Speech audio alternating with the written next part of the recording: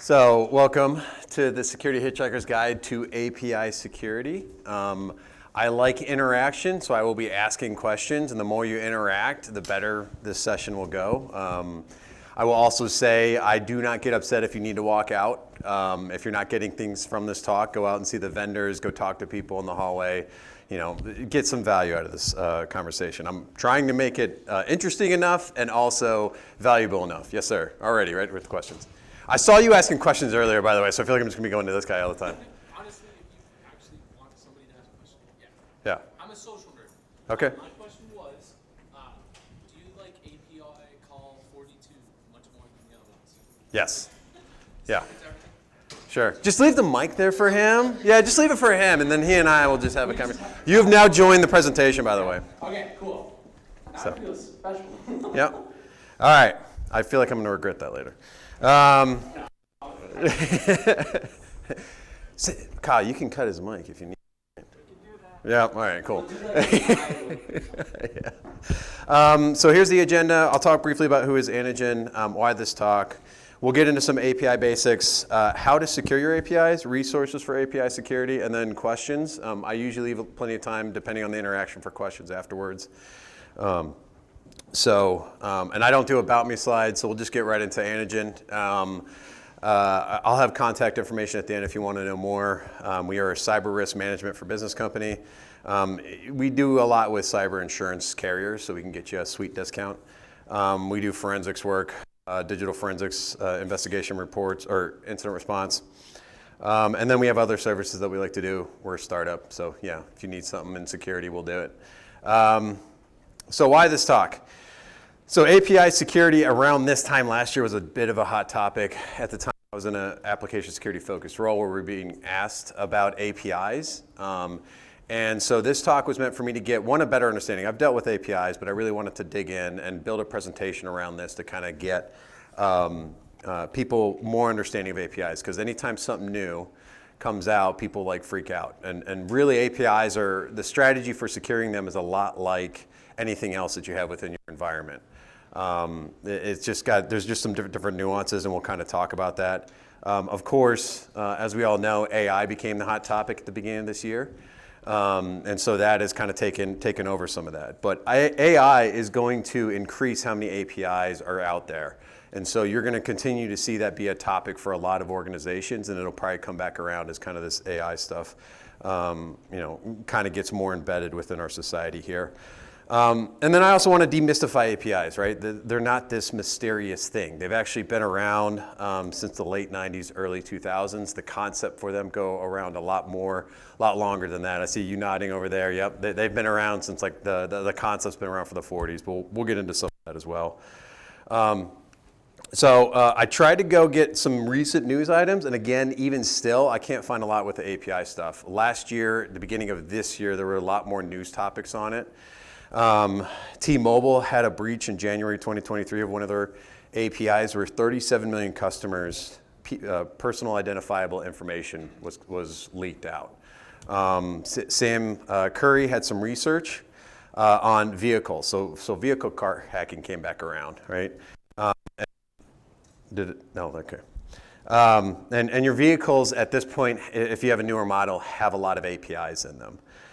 So he found 18 vehicles plus Sirius XM connected vehicles could be compromised. You can do a full account takeover on BMW and Rolls-Royce via misconfigured SSO.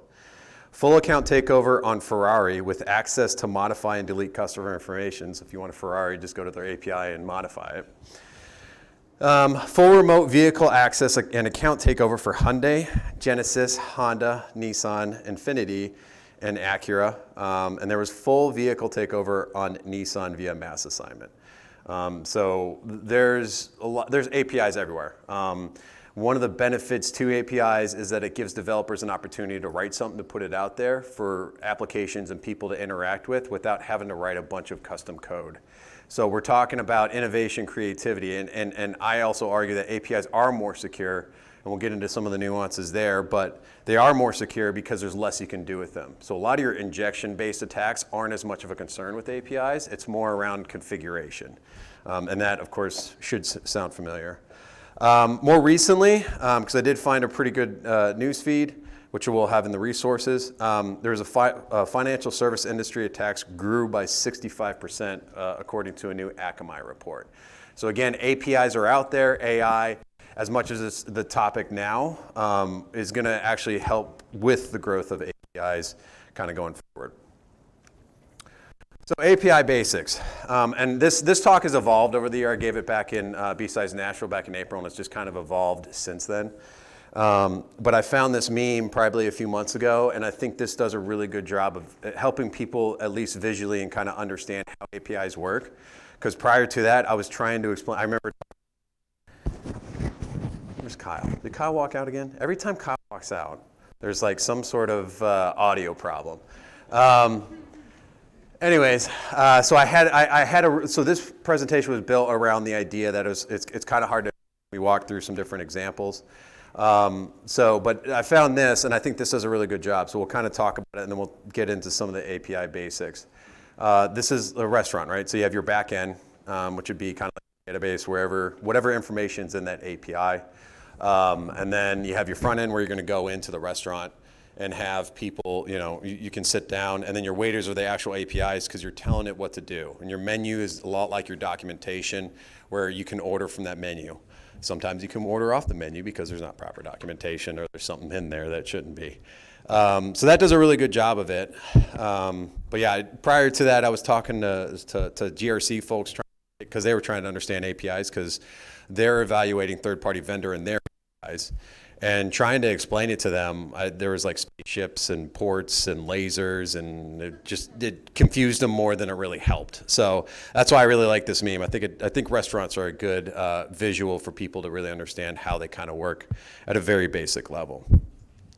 So let's talk about what API. As I mentioned, the idea started in the 1940s and 1950s. Papers were written about it in the 1960s and 1970s. The term started in the 1980s. And then in the 1990s, they expanded to remote procedural calls and web APIs. So that's again, so they've been around just in the current form since like the 90s and early 2000s. And to me, they're a lot like JavaScript frameworks, in that I feel like there's going to be a new one coming out each week at some point, which has its own challenges there. But that's just kind of describes the growth of it. So initially, I went to the Oxford Language Dictionary on APIs. So APIs stand for Application Programming Interface, a set of functions and procedures allowing the creation of applications that access the features or data of an operating system, application, or other services. I've been in IT for over 20 years, and I'm very confused. My eyes started glazing over, right? So for a better explanation, I went to ChatGPT. So yes, there is AI in an API talk. And this is what it said. And I love AI because it does a really good job of explaining like some of these concepts in a much more readable format, right? API stands for Application Programming Interface. It is a set of rules, protocols, and tools for building software applications. An API defines how different software components should interact with each other. In simpler terms, an API is a way for different software systems to communicate with each other. It allows developers to create software applications that can access and use the functionalities of other applications, platforms, or services without having to understand the underlying code. I don't normally read from slides, but I feel like that's a lot more readable than the Oxford language. I think it gets us a little bit closer to understanding APIs. But we'll kind of dive into some examples here. And first thing I thought was, Google Drive. Everybody knows Google Drive. These are the different things that you can do within Google Drive. Download files, upload files, search for files and folders, share files, folders, and drives. You can tap into other APIs with the Google Picker API, create third-party shortcuts, store application-specific data, Drive-enabled app with Drive UI, and then labels. So again, just a bunch of different stuff with these APIs. There's not much custom coding you have to do. You can just go in and know how to use the APIs. I went to GitHub to understand like what are people building around Google Drive with 2.3 stars. Was a Fuse system file based on Google Drive. Does anyone use the Fuse file system at all? Has you heard of it? It's a Linux thing. I see a couple hands. I don't know if you're ashamed to say that you use it, but yeah, it's apparently a popular because the most popular one on GitHub is another one, which is an innovative Fuse wrapper for Google Drive. And then this one I did understand a little bit more, Google Drive driver FTP adapter to connect to Google Drive through the FTP protocol. So people are doing a lot of different stuff with this. I did go hunt for some more, I guess, practical examples. Fantasy football metrics weekly report. Apparently people are using the GitHub or the Google Drive API for that. And then, of course, I had to go find a red team tool, right? Because why not? So this red team tool, as long as you have credentials, will go in and pretty much grab everything out of Google Drive, right? So that kind of talks about the usefulness of an API. You can just load something up, and pretty much as long as you have credentials, it'll pull everything down for you without having to actually go each and everything. So with that example, we're not done. Went to Google Roads because I felt like this was also, everyone's driving, everyone's using their app, everyone's using apps with this integrated. Does anyone have a potential use case or an app that they currently use that would implement something like this?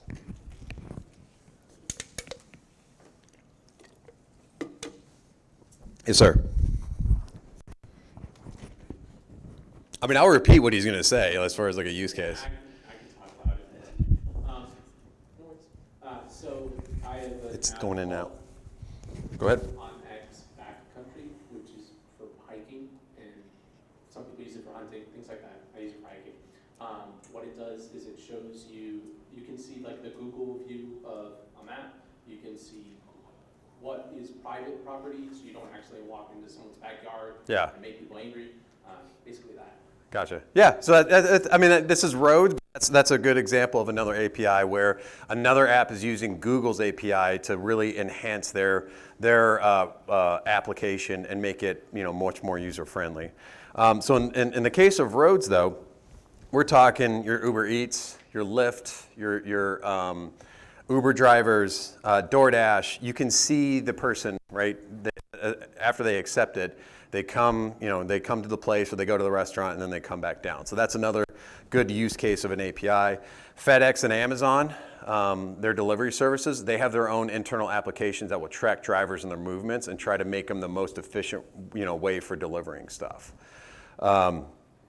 So that's just some use cases. I've been to some OSINT. Am I moving my head wrong or something? If you move this way, it goes out. It goes out? Goes out? You sure?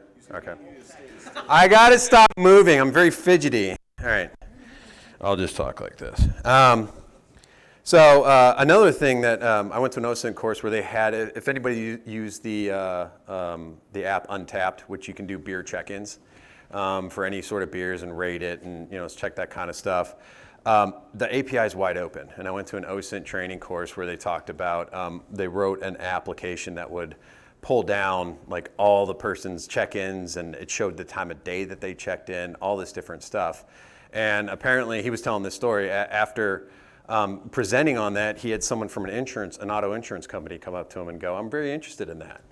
And if you think about that, and this kind of goes back to APIs in general, right, is identifying their use case. If someone checks in Untapped and then goes and gets into a car accident, the insurance company is going to be very interested in that, especially if the API is open. So they're going to be doing investigations into that kind of stuff. So those are some of the use cases and why people are getting more interested within APIs. I am wearing on my arm, and I'm sure a lot of other people are doing the same thing where they're wearing like an Apple Watch. I don't have it. This is a Whoop. This measures like my sleep, my strain, essentially my cyology, right?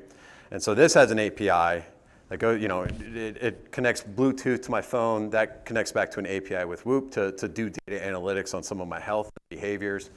I can then tap that into the Apple Health API on my phone to give Apple Health an opportunity to collect that data. So this is where APIs at this point, and kind of explains the explosion of APIs, because this is writing custom code for all this kind of stuff would be a nightmare, and then if there's a change, you got to update it. So you still have to update your APIs, but this also kind of makes it a lot easier for developers to create things that can be usable over and over again, right? And right here is just a screenshot of, sorry, I can use my microphone. Hold on. Screenshot of the SDKs and APIs for all the Google Maps stuff. So and this is just maps, routes, and places. And you know how massive Google is, right? It can get pretty big. So they've got a lot more open APIs there. Let's talk about the different types of APIs. REST is at the top. That came out in 2000. REST is a little bit more open, but it takes a lot more configuration, particularly from a security standpoint. So it's become very popular with developers who want that flexibility to create their APIs. SOAP is another one that came out in 2000 that's fourth on the list right now, so you can see it's starting to get passed up. It had a lot more rigid requirements for using of the API, which made it more secure. But then, of course, developers moved away from that. It actually, and this report, this screenshot, and all these other screenshots like this come from the Postman State of the API report from 2022, because I put this together last year, and then it recently released again in August. So SOAP actually just got passed by GraphQL, which is, data analytics, querying, things like that. So that kind of explains that. And then again, as I mentioned, there's a lot more different APIs, and I expect people to be creating all sorts of different stuff based on use cases. So APIs are going to continue to kind of evolve. Policies, this is pretty straightforward. Private is your internal application. I think I'm just cursed. Should I just hold it again like I was before? You think? Okay, all right. I'm one of those. I'm difficult, by the way. I showed up today and I forgot I hadn't registered, so they had to register me this morning. So I'm just apparently going to be that diva speaker for them. So partner is, again, your third parties, right? That's your SaaS vendors, your CRM tools, your ServiceNow, Workday, whatever you're using that you might tap into their APIs. So it's over the internet, but it's not necessarily open to everybody else. And then, of course, public, which is what we just talked with. I can't. It's just distracting to me, so I'm trying to get through it. So let's talk about Swagger and Postman.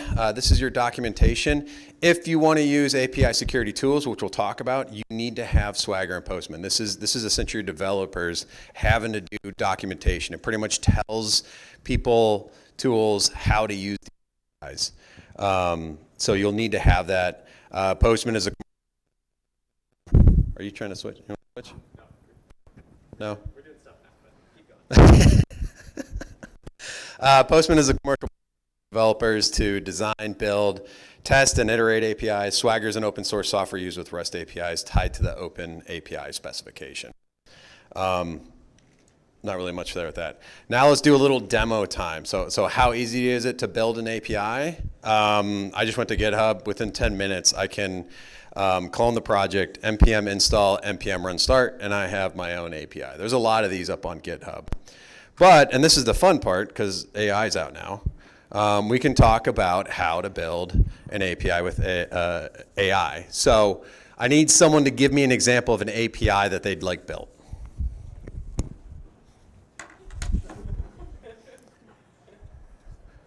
Go ahead. An example I could think of is pulling down market data from video games for like in-game sales. I love it. Hold on, I'm going to change my... We are changing the display real quick. While you're so you can... changing the display, I'm going to put this mic in front of you. Yay! Because as I'm Yep. talking, yep. So if you haven't used ChatGPT, this stuff is great. I have written policy documents for a company in like 2 hours. And it's like 10 of them. Ooh. Oh, stupid. There's a Michael Scott joke there. Go ahead and turn that guy off. Huh? All right, turn this guy off.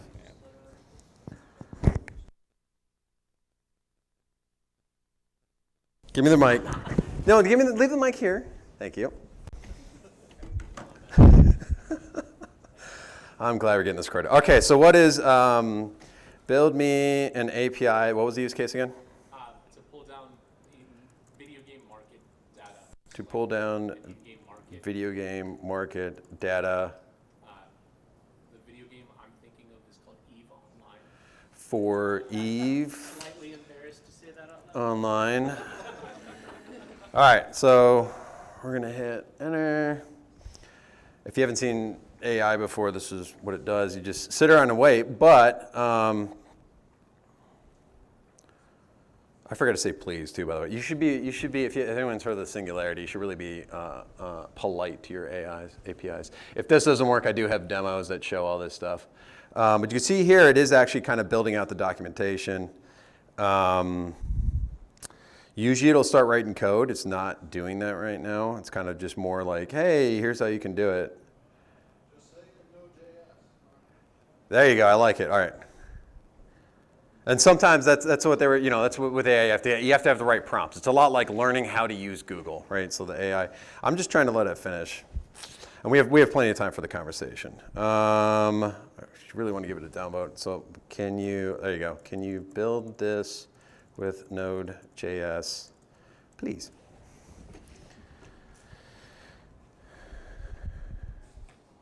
What? Maybe they changed it so you can't build code. You should be able to. I did it Yeah. yesterday. Did you do it yesterday? Oh, there we go. Gaslighted a little bit. A little. Got to work around it. Yeah. Set up Express server. Okay, so it's teaching you, and that's the beautiful thing about this, right? It's writing code, and in the top right corner there, you can see it's copy code. So you can just take it and throw it in. I don't recommend putting it straight into production, of course. I would recommend editing it. This is where and this is a little bit of a side tangent. This is where I think AI is going to help developers with some of this stuff, and they're going to go from actually building the code to editing the code, right? So they're going to get this first draft of it, and then they're going to kind of edit it and then put it out there. So this is again going to be why you're going to see a lot more code written. Or on the reverse of it, you're going to see a lot less developers getting jobs because the developers that are using AI are writing a ton more code than people that aren't using AI. All right, well, we've dinked around with this enough. What I will, let me put my settings back. But that just shows you that you can use AI for that kind of stuff. Again, how easy it is to do it. So if you don't have a lot of experience with development, you can just come to AI and write this stuff. And we'll talk about the different people that are creating APIs, which gets a little scary. You want me to switch now? Yeah. I mean, it's working better, of course. If the microphone does the same thing, should we keep it and then I'll switch? Keep it for now. All right. Kyle's never had to work so hard in a presentation before. So again, and I have this demo here that should play. Yes. You can see here I'm putting in the prompt whatever you think is best because I had a prompt and it's like, well, you can build it this way or this way. But this should show you what I was talking about there, where and what it does is it builds your directory structure, right? And another great thing too is it documents everything for you. So a lot of developers are playing with AI to see if it can document better, write unit tests, do all sorts of stuff on top of building their code. So I think AI is going to really help security in general with a lot of that stuff. To me, in the application security field, I say quality code is secure code because it's already in the documentation for developers. If they develop it the way the documentation says, then it's pretty well secured. It's usually when they go off or go to Stack Overflow and just copy and paste code that really gets them into trouble. Or the one that says turn off this feature and you can it works, and then like 3 comments down, a person's going, no, you're turning off all your security settings, right? So hopefully, AI will help with as far as just the upping the general quality of code because people are able to go here and then they can edit it and hopefully they have some sort of basic stuff in place like peer review. This video is a minute and 20 seconds. So you can see, while this has been going on, it took a minute and 20 seconds for it to write me an API and all I asked it to do was write me an API for a presentation. So it's pretty cool stuff. It can be scary if you don't feel like you know what APIs are or how to secure them, but that's why you're at this talk, right? To understand that. So who uses API? This is again from the Postman State of the API report. The only half of respondents are developers. Some interesting takeaways if you're reading through that. You got student professors, you got quality engineers front end, director manager, DevOps, CTO, CEO, VP engineering. So actually security engineer was down on the bottom of this list. So security engineers, as far as APIs go, they're getting beat out by CTOs and CEOs. It's not good. If you want to better understand APIs, building some of this stuff, will help with that understanding.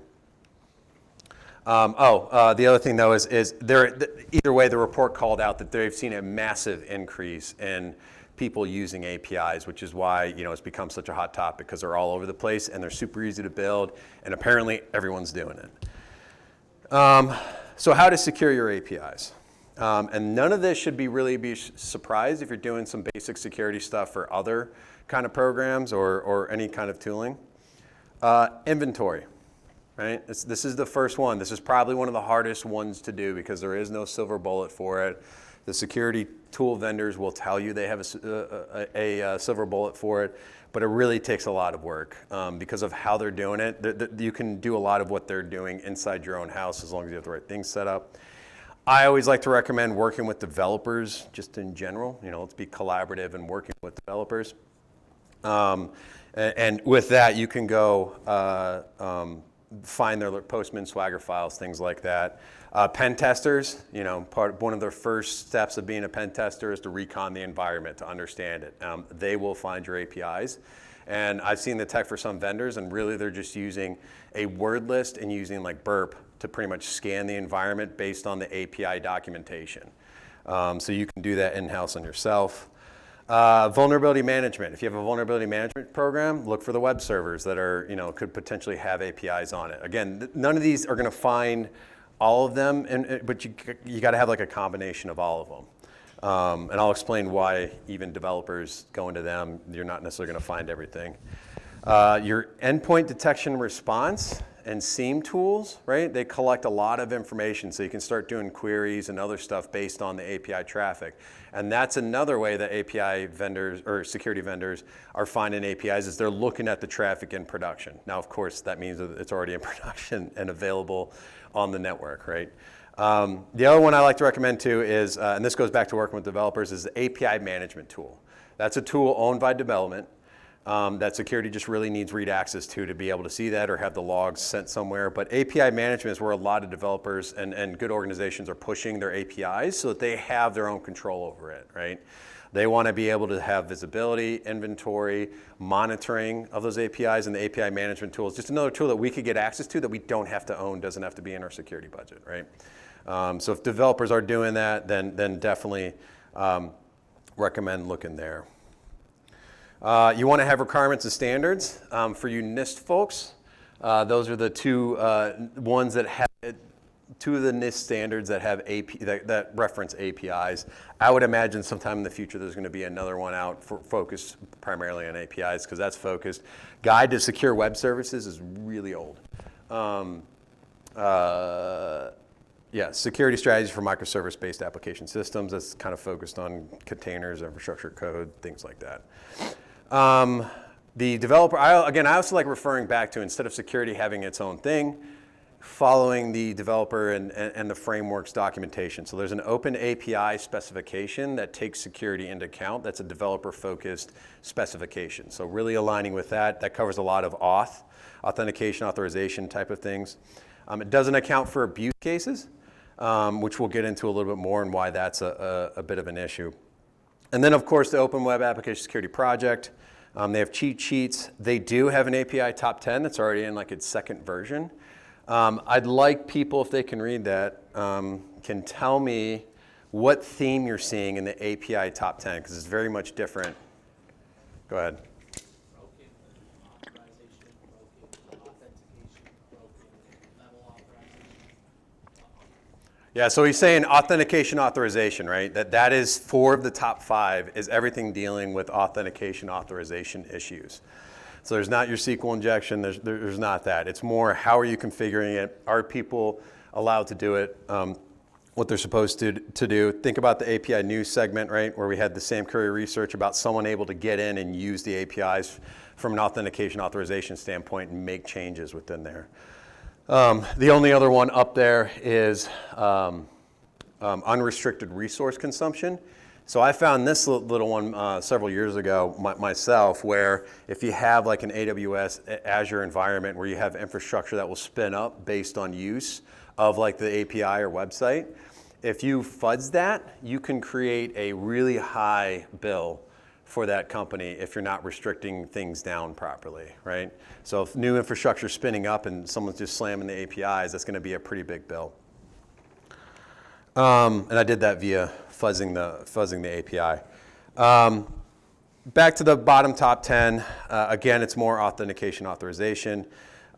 Server-side request forgery, which could be, you can consider that injection, but again, it's authorization authentication.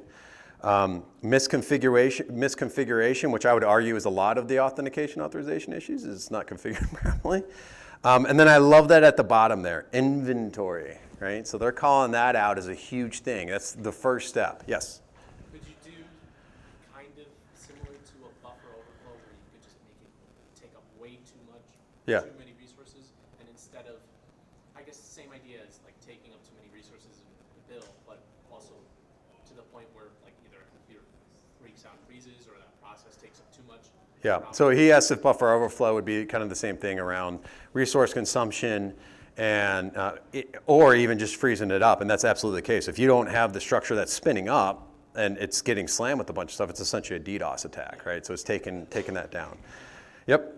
And so what's interesting too about the OWASP API top 10 is that it aligns almost really well with the Postman State of the Report API top issues, right? And this is this is a developer-focused report. Right at the top there, improper authorization, authentication, or access control.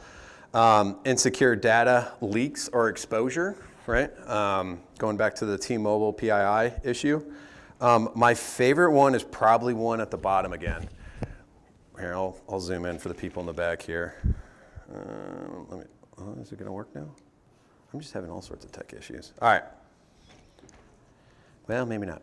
Right at the bottom there, if you can't read it, we don't know where all of our APIs are at.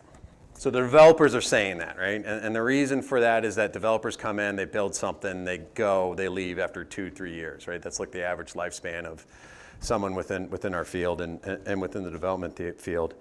And so they kind of get lost to the ether, they're doing something, and then you will find them at some point. So that's why working with developers, you're going to get a lot of it. You want to get 80% of the way there, and then you're going to spend a lot more effort trying to find that last 20% there. But that's also, and this goes back to abuse cases, why I like, and I think in every one of my talks, I was looking back, I recommend threat modeling. It is one of the most valuable, easy, low-cost things to do within an environment, whether it's design, or I have found it even within not just development, within IT projects, understanding how something works from a legacy system to like mergers and acquisitions.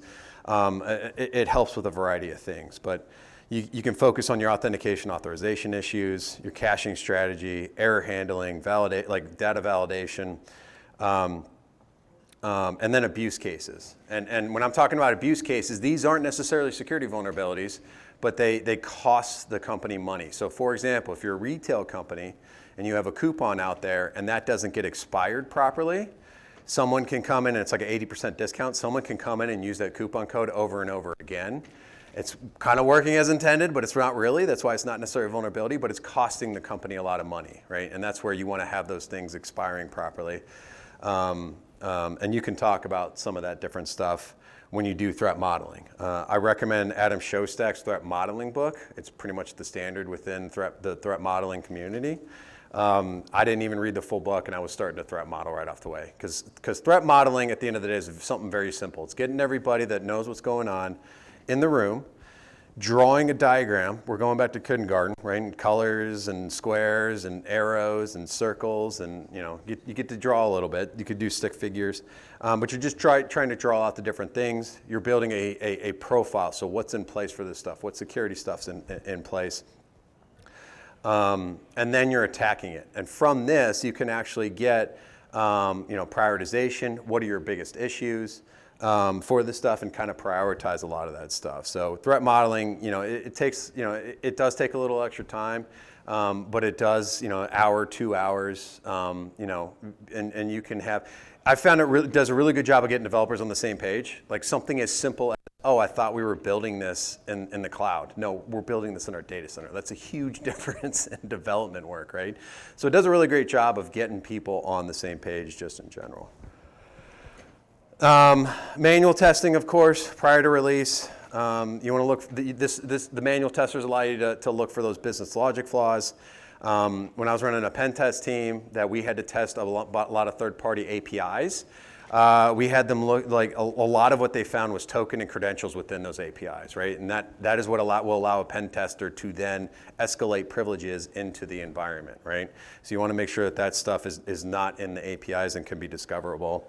And then, of course, you still want to check for your injection. Even though SQL injection and cross-site scripting aren't as much of an issue, they still could potentially be an issue.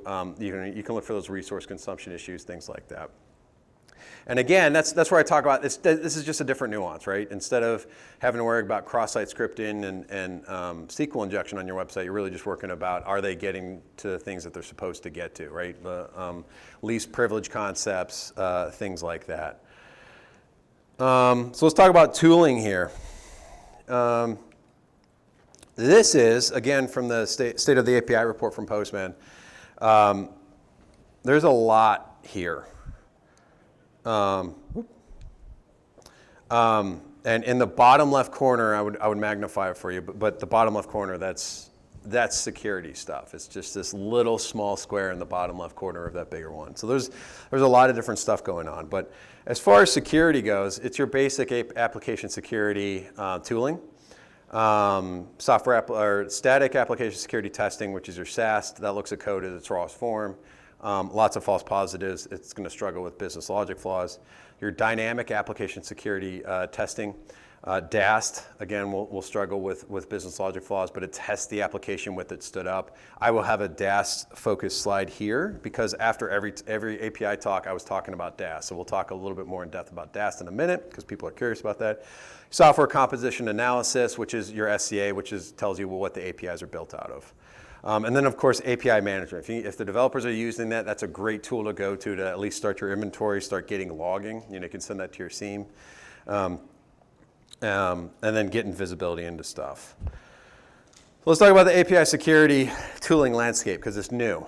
It was a hot topic, so a lot of botnet companies switched over to API security because they had some of the infrastructure and it kind of aligned there. There are two ways that I've seen vendors doing it. It's a maturing space, so I'm curious to see how it progresses over the next few years. I actually see API security expanding out into its own discipline, a lot like cloud security did. So I would see that in the future. And one of the reasons for that is because one of the vendors are handling it more as like a web application firewall.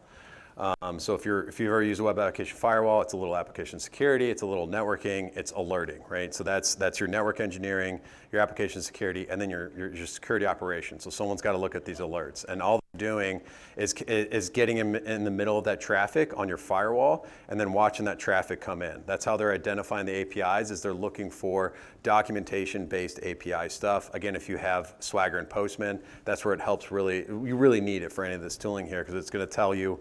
That documentation tells the tooling what's correct and what's not, like what's a concern. And of course, it's going to take some tuning. There's going to be a lot of false positives, things like that. And so you can either spread that across 3 different teams within your organization, or you have an application security person do it, or you have someone spun up for APIs.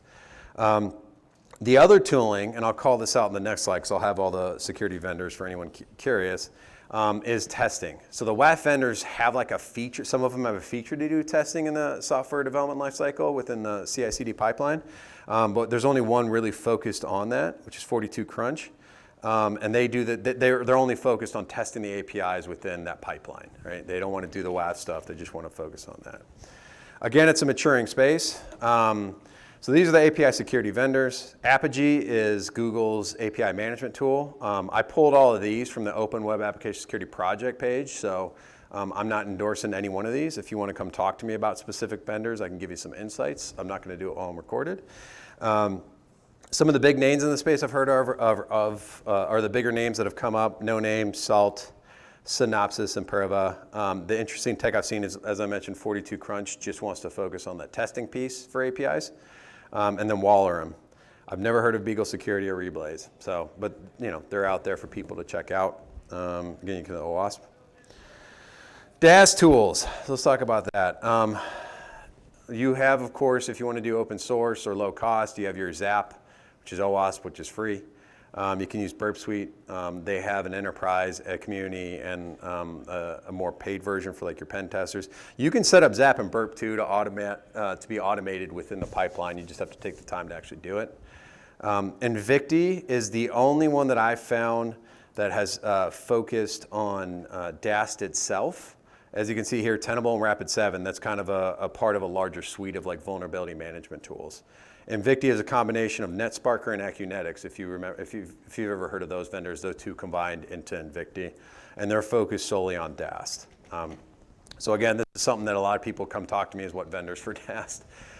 My opinion on DAST is I think it's a good part of the software development lifecycle, but it's more of a nice to have because there's a lot of false positives that come out of it. You can get a lot of that done with testing, but if you're doing like your SAST, your SCA, that should catch a lot of the vulnerabilities that a DAST is going to find. But I know as far as DAST goes, I'm sure there's a lot of requirements and compliance around running that tool. I've seen pretty much GRC teams running a DAST tool before.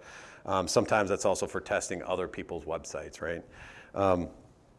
So, and to me, I've used Tenable and Rapid7. They work just fine. Again, as far as DAST goes, it's lower on the priority for me as far as getting tooling into your software development lifecycle. So resources, kind of winding down here. Again, the reports used, Google API report, the Postman report. There are a lot of vulnerable APIs out there on GitHub that if you're looking to test it, play around with it, you can go pull those down and start figuring out how to like actually attack APIs. This was just the first one that came up for me is Vappy from Root Tusk. There's also one called Vamp, which is like a vampire themed.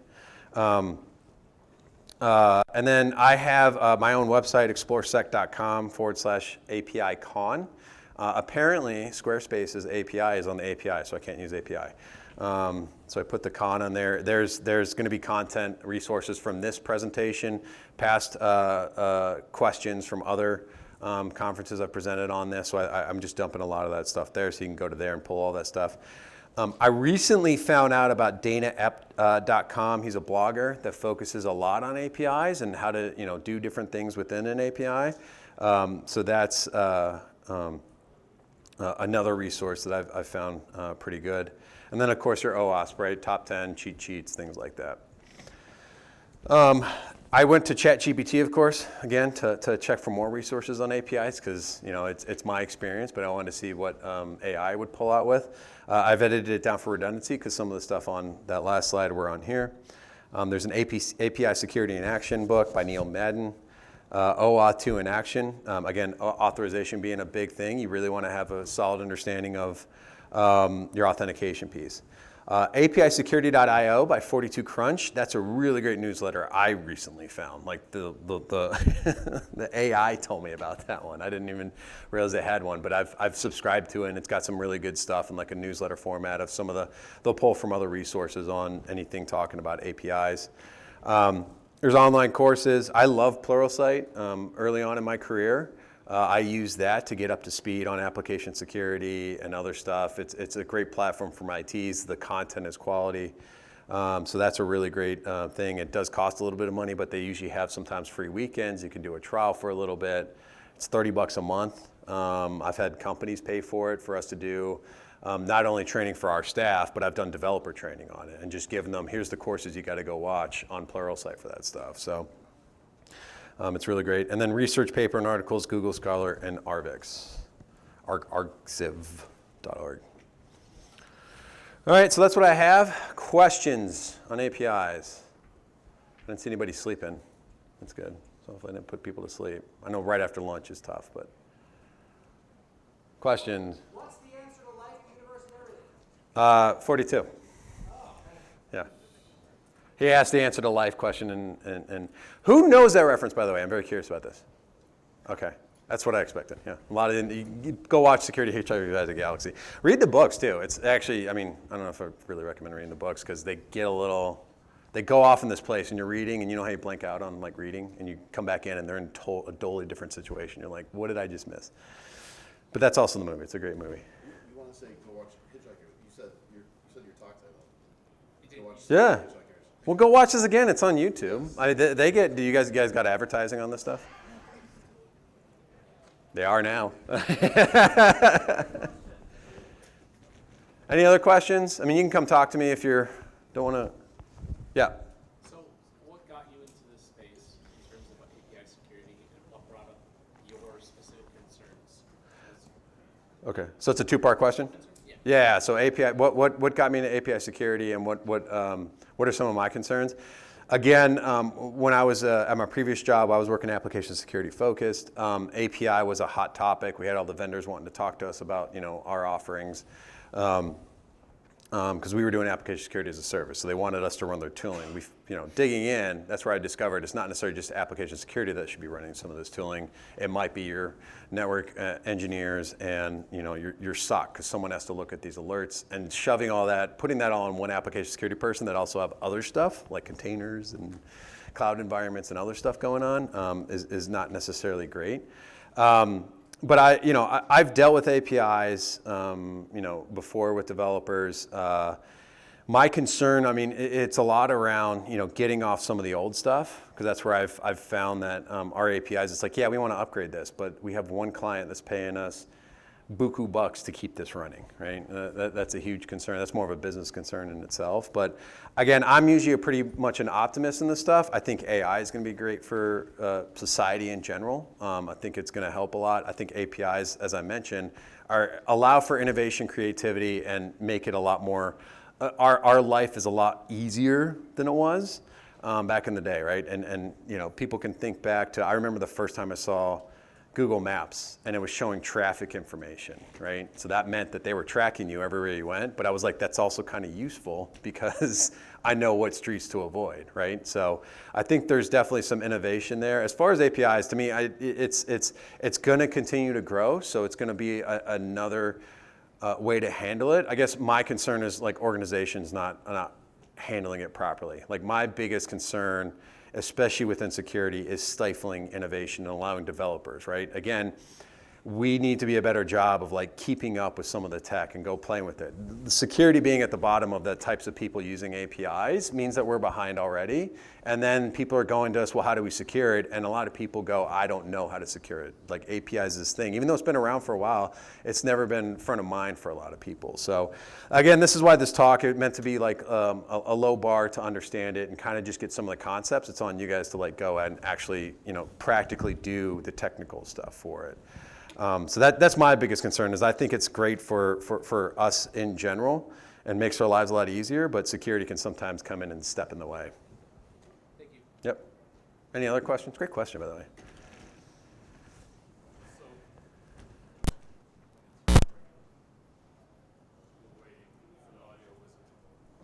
Wizard. Hi. Hi. Hi. Hi. It does work. Product question. Do you have any experience with Azure API management? Azure API management, I don't know because I worked a lot in AWS. So I still go to developer meetups, and they talked about one of the conversations was Azure API management stuff. And Azure API has got, again, it's if you're in a cloud environment, right, it's going to cost money to use and things like that. And for people that don't know, cloud is very different from running a data center, right? But you can shove in other APIs from outside of Azure, so it doesn't have to be Azure focused. So as long as it's an API management tool, I think it's great for again, we just need to start collecting this stuff. And I will tell you, a lot of development wants to know where this stuff is at, because clearly they don't know where it's all at either. So that's where we have an opportunity to collaborate and work with the development teams to help them, collect all that stuff and really give them a reason for why they're telling people, yeah, security told me to do it. Developers have used me before. Yeah, security says we got to do it, and I'm willing to help them in that regard. But that's about my experience with it. Is I've seen it demoed before. I've seen it used. It's some really cool stuff. But yeah, did that answer your question? That's the thing too. Like everyone in this room, like I've worked with APIs, but not to the extent that it's everywhere as a constant thing, right? So, like, and that can be a little disconcerting at times, but it's okay. We just do put our best foot forward, and try to work with the groups that are trying to put this in place and try to understand it and realize, you know what, we're not going to get this right. It's not going to be perfect because honestly, there's going to be new vulnerabilities that come out that we didn't account for. There's going to be stuff, but you try to work through and establish some of that. You put that strategy in place, inventory.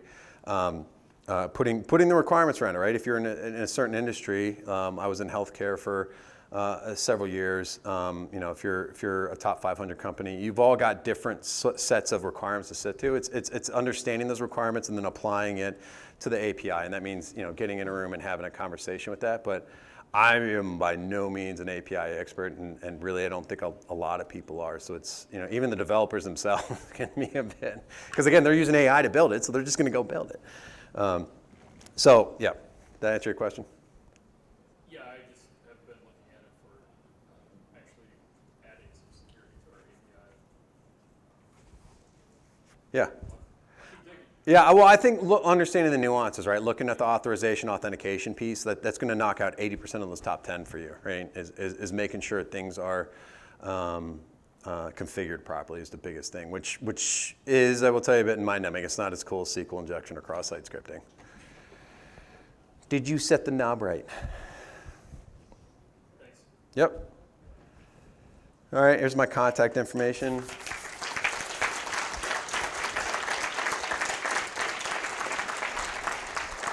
I'd like to give a special thanks to Kyle for all my shenanigans up here. Yeah! Also, Kyle's been here like all day, so I mean, he's got to deal with everybody. Everything is great. Everything is awesome.